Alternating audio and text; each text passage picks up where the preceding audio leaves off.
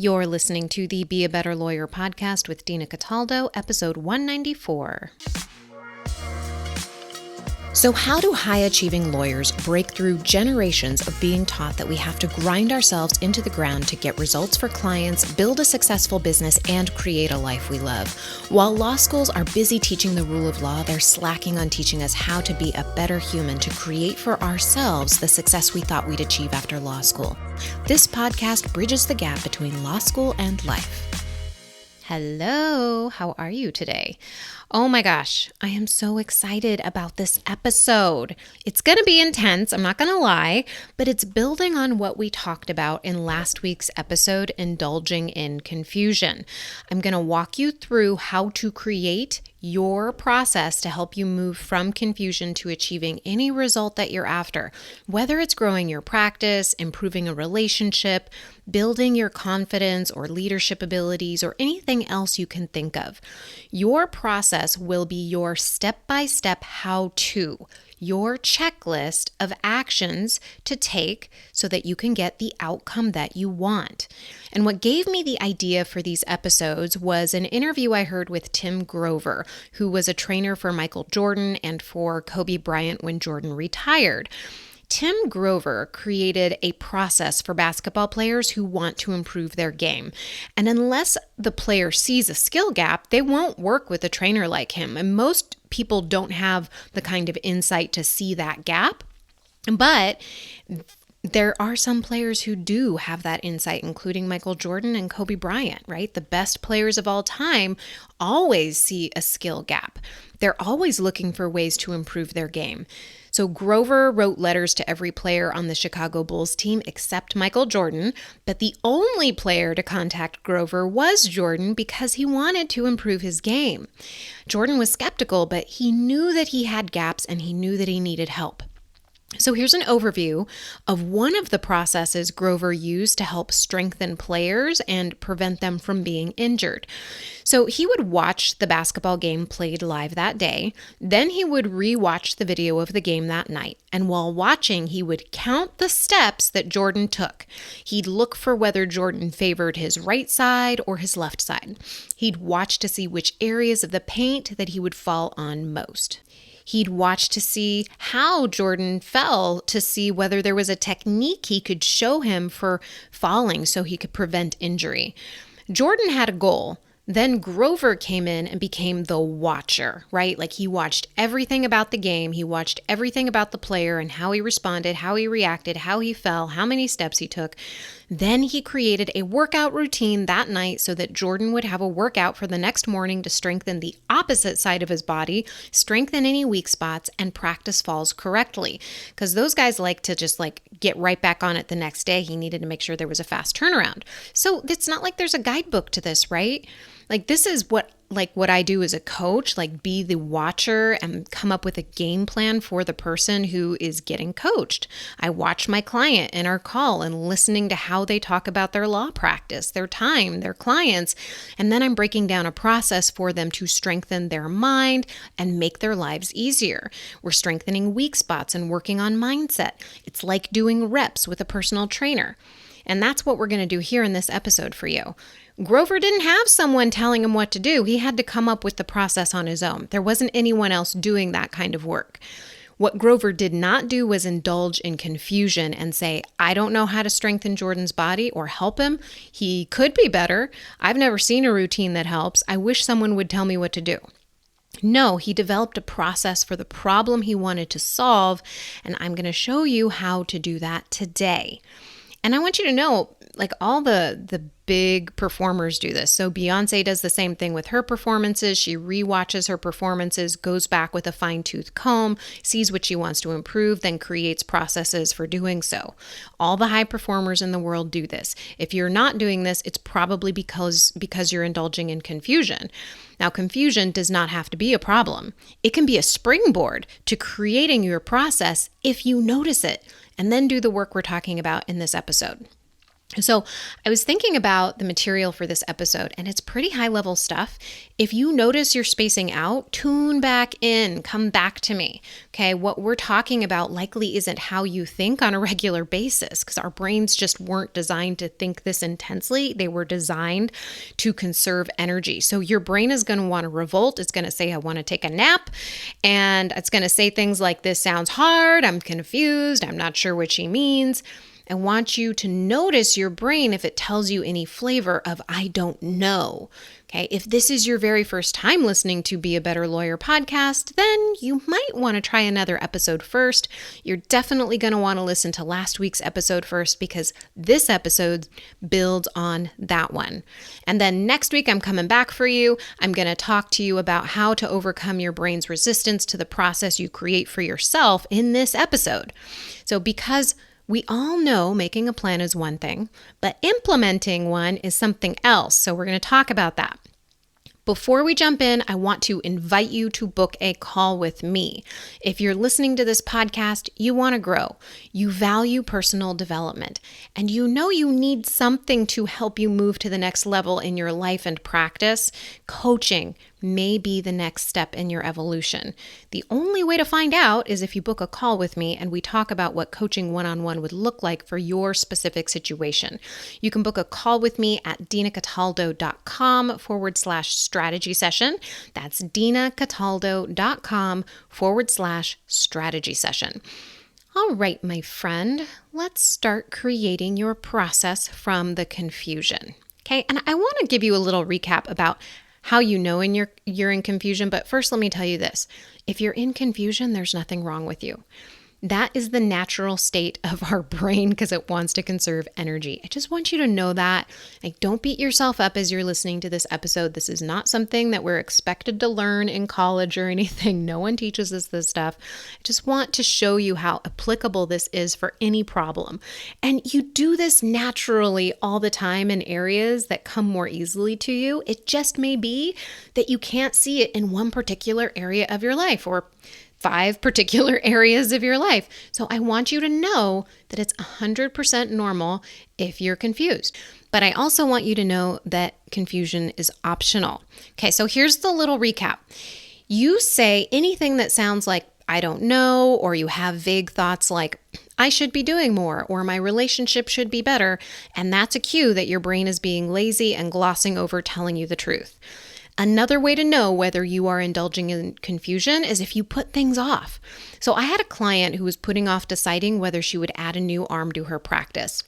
And that just showed up with the thought, I should have more experience. And we needed to get clear on what that even meant because she was thinking that she should have more experience, but was that even true? So what constituted enough experience for her? How did she define enough? What experience did she think she lacked? Was it true she needed to have that experience before she got started? What would the next steps be for her to get that experience? Okay, like really starting to look at what does it really mean? And is it even true that you need it? Okay, so I'm going to break down one of last week's examples so you have an example fresh in your mind as we move forward. So last week we talked about the thought, I could be a better lawyer, and could makes that a super vague thought. If we stay stuck here and just believe that thought, hook, line, and sinker, then we are indulging in confusion. It's a dead-end thought with no benefit. So if we question that thought, then we're moving out of indulgence and into problem-solving mode. So make your brain get specific. What does it mean to be a better lawyer? It may come up with a list of things, right? So this is what we talked about last week. I know all the answers. These are the specific things that you want to look for and ask yourself, what does it mean to be a better lawyer to you? So for instance, I'd know all the answers to my clients' questions. I get that one a lot. I wouldn't feel nervous in court. I'd be more organized. Even this is a little vague. What does more organized mean? Do you wish you had your files organized alphabetically? Does it mean that you wish you had a system for consults? Does it mean that you have a dusted office? Like, write all of that down. Get specific. What does that mean? I'd use a calendar. I'd send out Christmas cards every year. I'd have the proper forms organized for clients. I'd have a system for fill in the blank. I wouldn't snap at my associates. I'd be better at delegating. And what does that mean? Is there something specific you notice that you're not delegating that you want to? Now, you get the idea. Keep writing, and then review your thoughts to see if you can make them even more specific. So I went through more examples in the last episode, but I wanted to just kind of bring this back to your attention. All right, so if you've kind of faded, come back to me. It's okay. All right. Okay, if your brain is numb from this, I want you to know that that's a good thing. If your brain hurts, that's a good thing. It means your brain is being challenged. The goal of these episodes is to challenge your brain to think differently. So let's break creating the process and taking action into a few different parts here. So the creating the process is what you're going to use to take action. It's like creating your to-do list. So part 1 is about questioning all your thoughts. Step 2 is about really starting to cross-examine yourself so you can start seeing whether or not they are true or not. And step 3 is then pulling out what's relevant so that you're taking the most impactful actions to create the result you want. Okay, so step 1, let's take that list you made in episode 193 and question everything about it. I'm going to use the example we just used first off, but if you did the homework last week, you'll have your own list of all the thoughts you have about what it means to have whatever result you want. So if you're thinking a thought like, I could be a better lawyer, I should have a better relationship, I should be in a relationship, like whatever those vague thoughts are, the one that you picked last week and the list that you wrote, you're going to want to take this process that I'm going through and start to pull out your personalized process, your action plan. Okay, so step 1 is taking that list you made in episode 193 and then questioning everything about it. So this is what I do with my clients to help them prioritize their processes. You can't do everything, but you can do this work to see what may be the most important items you want to work on, the ones that you do want to put on your calendar. This is what questioning every thought on that list looks like. Okay, so using the example, I could be a better lawyer, start asking yourself, is it true that the best lawyers really know all the answers to their clients' questions? No, that's what Lexis and Westlaw is for. The best lawyers know how to look up the answer, right? You see that? Like when you start asking yourself, is it true? You start to answer it and find out, oh, maybe it's not really true after all. Is it true that the best lawyers never feel nervous in court? Probably not. In fact, I know that's not true. I was watching a homicide trial being prosecuted by the best lawyer in our office who was highly respected in the nation. And after his closing argument, he came up to me and asked me if I thought he did okay. And I was taking notes on his presentation, and he was asking me if I thought he did okay, like sincerely. There's nervousness and self-doubt at every level. Now, is it true that the best lawyers are organized? Maybe. It helps if you can locate your files easily, right? It definitely cuts down on stress because you're not wondering if you have the whole file. It's definitely more pleasant when you work in an office that's dusted and doesn't have files everywhere. It might be easier to have a system for consults. And if you're noticing problems stemming from a lack of organization, just be really honest with yourself. If it feels true, like, is it true that the best lawyers are organized? Ask yourself, is it true? Maybe it is. And then go from there.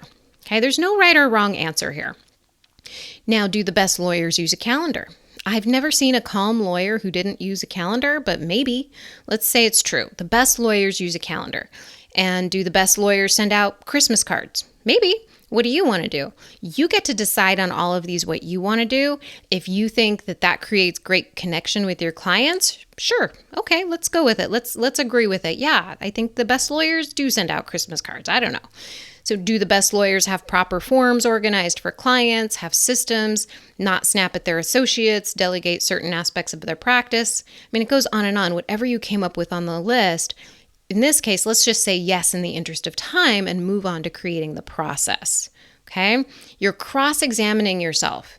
Don't trust the crap your default brain comes up with. Really take a look at your thoughts with a discerning eye. What we just went through was a cross-examination of your brain. I mean, that's basically what I do all day long. It's just like cross-examining in a really loving and compassionate way my client's brain so that they can see whether or not their thoughts are even true. Now, step 2 is taking that cross-examination and pulling your priorities from it. This is going to be the process, okay? This is going to be your action plan to get what you want. Now, here's what I really want to show you here. I'm just kind of looking at my notes here and make sure I've got this here. We're going to go with it. We're just going to see how it goes. And if I have to re-record, I will re-record. All right. So you're cross-examining yourself, not trusting what your default brain comes up with, and really taking a look at your thoughts with a discerning eye. Okay, we're going to use the same example here. Is it true that the best lawyers really know all the answers to the client's questions? Well, we know that's not true, so your anxiety about this can be put to rest. Okay, check, done. Now we ask a follow-up. Do you feel confident using research tools to help you find the answer? Right? You got to really look at these, right? Because there's some kind of lack of confidence if you're having the thought that you have to have all the answers, and there might be a lack of confidence there. So ask yourself, okay, well, if I feel not confident when I'm talking to my clients, how can I fix the problem, right? Like, how can I improve that area? Really got to be honest with yourself here. Well, if you don't feel confident using research tools to help you find the answer, then you might want to take a class on this. So that's going to become part of your process to help you with the result you want of becoming a better lawyer. Get it? Okay, so let's do another one here. Is it true that the best lawyers never feel nervous in court? No. Then the question becomes, am I okay showing up knowing I'm going to be nervous? What can I do to help me perform at my best so that I'm less nervous? Maybe it's taking, a Toastmasters class. I don't know. I'm not really familiar with those, but maybe it means doing a speaking class of some sort. Maybe it means making a game plan where you have a ritual for when you're in trial to make your life easier. So when I was in trial, I wanted to do all my grocery shopping ahead of time. I had all my meals prepped ahead of time. I had my exercise scheduled. I had my sleeping. I was religious about when I went to sleep and when I woke up because that made my life easier. Okay, and it will make you calmer, right? So really prioritizing that ritual to make sure that you are performing at your best, and maybe it gives you more time to prepare and you feel less nervous. So you really just have to take a judgment call here. It's what will make me feel better? Yes, mindset, I'm all in for mindset. And at the same time, what can you do to make your life easier? The next topic that came up was organization, right? We talked about that. Get clear on what organization means to you. What processes do you want to implement? Do you want to hire a cleaner? Do you want to train your assistant to file your files for you? These would all be part of your process or action plan. So I'm using those terms interchangeably here. All right, so then we talk about having a calendar. If you think the best lawyers have a calendar they stick to, then decide on a calendar. And if you're struggling in this area, I highly recommend you download the Busy Lawyer's Quick Start Guide that walks you through the process of getting your calendar in order. You can download it at dinacataldo.com/busylawyer. So another one, do the best lawyers send out Christmas cards? If you said yes, then put it in your calendar now to buy cards. Have your clients addressed, pulled, right? Set time aside to write and mail the cards, all of that good stuff. And then if you said yes, that the best lawyers have everything else that you listed, then come up with what you want your action step to be to fulfill that, right? It's up to you to think about how to solve for whatever the perceived problem is. And if you decide that it's not a problem, it's not a real problem, or it's not something you want to prioritize, you cross it off the list and you don't have to think about it. Do you see how when you get out of confusion, you can begin problem solving, right? And then step 3 is just going back to your list and pulling them out one by one. And then you get your action plan, and that's going to look like sign up for Lexis training, create ritual for when you're in trial, decide on a calendar system and get assistant on board, place Christmas cards on your calendar this year, ask assistant to make a system for your files and implement. Okay, see how this works? Then when your brain offers you a dead-end thought, like the one I could be better, you can see it and know you can figure anything out, okay? Let's put this all together with an example we used in the last episode. And you can use this when your brain tells you that your relationship could be better. Step 1, don't let your brain get away with being vague. Let's say the thought you were indulging in is something like my marriage could be better. Could be is incredibly vague. What does that even mean? Ask your brain that. It will give you an answer. What does your brain think could be better about your marriage? Get specific. Things like, this is what's going to come out probably. Something like my partner could take out the trash without me asking them. My partner could be more supportive. I could be nicer to my partner. I could spend more time with them. I could make more time for date nights. They could tell me about how they feel more. We'd have more sex. Write down all of your thoughts. Every single thought you have is important. Spend 10 minutes on this until your brain hurts trying to come up with more, because usually the last 30 seconds is when you get your best thoughts. So keep going. Are you still with me? Come back to me if you've drifted off. I know this is going to be something your brain needs to sit down and do if you are indulging in confusion. So really, this is like really important work here. Okay, step 2. For each thought your brain came up with that told you your marriage could be better, you're going to ask yourself, is that even true? Because most of our thoughts are nonsense. Come on, right? Really start to look at these things. Does it really matter if he takes out the garbage or not? That does not determine a good relationship. Reading your mind, is that even reasonable, right? You start to really ask yourself, is that even going to make my relationship better? I could be nicer to my partner. Well, what does that mean? What can you solve for here? What does that even mean, right? I could be nicer to my partner. Let's get specific. Let's say, okay, I could greet my partner when they come home. I could put down my book when they walk into the room, right? I could make sure that we're doing date nights. I could have conversations with them. I could talk to them and say, hey, let's have a conversation Friday night, and make sure you put your phone in the other room, or ask your partner to put their phone in the other room. Really start to problem solve instead of just allowing your brain to be vague with coulds and shoulds and all of that. Get specific. All right. And then you can see how this might take some time to unwind these thoughts. And if you're a client of mine who's working through these episodes, bring your questions to our session and we're going to work through them, because I do this work with you and I want you to just have this in your back pocket so that you can remind yourself, refresh yourself when you come to a thought that sounds vague to you. You'd remember to just question it, right? If there's nothing you take from this episode except that, is just question your thoughts. Okay. Now let's move on here. Okay. Let's go to step 3. So then you're going to pull out from step 2, everything that you brainstormed about what you could problem solve. You start prioritizing things and you say, okay, what do I want to put on my list that's going to go in the calendar? What conversations do I want to have? Let me connect with my partner, make sure we can pick a night when we can both do this. We can get a babysitter, whatever it is. Let's place it on the calendar, prioritize it, maybe even make it fun. How do you do that? Problem solve for that. And then, do other things as you see fit. Make a plan for when you get home, put your phone in another room, put the book down when your partner walks in the room, whatever that means to you. Just start to get intentional, start problem solving. Okay. That is the process. That is your action plan from the confusion. Okay, you do this kind of problem solving in other areas of your life.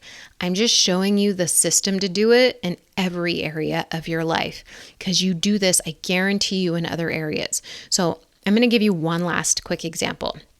I'm building a cottage in my backyard, and my brain likes to tell me that it's hard and that I don't know how because I've never done it before. And so I keep putting it off, right? The whole shebang's going on there. I'm totally indulging in confusion. Now, if I stay there, I just indulge. If I decide to ask myself what it means to me to build a cottage, then I can get out of confusion. I ask myself what I want, and I get a laundry list to get my brain moving instead of stopping me at a dead end thought. So step 1, what does building a cottage mean to me? What do I want? What do I need to know? Okay. Well, first of all, building a cottage to me means someone else is doing the work. Okay, someone else is doing the construction. I want it pretty with a large bathtub. I want it to be usable as both an Airbnb or a conference room for groups, and I want it to feel roomy even if it's a bit small. Okay? Step 2. I have to pull out my process now, right? I need to know who's going to do the work, right? Someone else is going to do the construction. Who's going to do it? I have to figure that out, right? How big of a bathtub do I want? What is something that seems luxurious to me? Because I want a large bathtub. What's the measurements of my ideal plan, right? I need to find out if I have any building limitations, right? Because there's, all these rules. And then I got to figure out, okay, well, how much is this going to cost? What are the measurements for the floor plan? What's the measurements for appliances? And I think about okay, how do I know if it's even roomy? What does that even mean? I might have to go to a similar sized apartment and just see whether it feels roomy to me, if that's what I like. So then step 3, I pull out my process. This is my process now. One by one, I knock these down. I put them on my calendar. I find the people I need. I do the measurements. I get the information I need. I make an appointment with an apartment. I do each of these things. I make them happen. All of our problems come down to us thinking more effectively about them instead of allowing our brains to be vague or confused. And this is what it means to take 100% responsibility for our results. The good news is we don't have to wait around for things to change or our partner to behave differently to have a better life. We get to take charge of it with this work. Okay, now the bad news is our brain is not going to want to do this work. It's intense, and our brain often needs guidance when doing this. And if you want help doing this work, book a call with me. I help my clients every week clear the clutter from their brain so they can go after what they want with more clarity. And you can book a call with me at dinacataldo.com/strategy session. I have to say, this has been some of the most rewarding work that I've done for myself, is really starting to question the vague thoughts and start to dig in, start to get specific, and start to make game plans. Because whenever we go after something in our life, it's new, if it's different, if we've never done it before, our brain wants to put up a barrier to entry because it doesn't want to do the work. It wants to keep things easy. This is hard work, but it's so fulfilling because then you get to move up to the next level. You get to up-level how you serve your clients. You get to up-level how you show up in the world. You get to up-level the relationships that you have because you start to come from a problem-solution orientation. Instead of judging yourself or feeling bad or thinking you don't know the answer, you can become resourceful. You can take responsibility for your results and you can make things happen. All right, my friend, that is all for today. I hope you enjoy the rest of your week, and I will talk to you soon. Bye.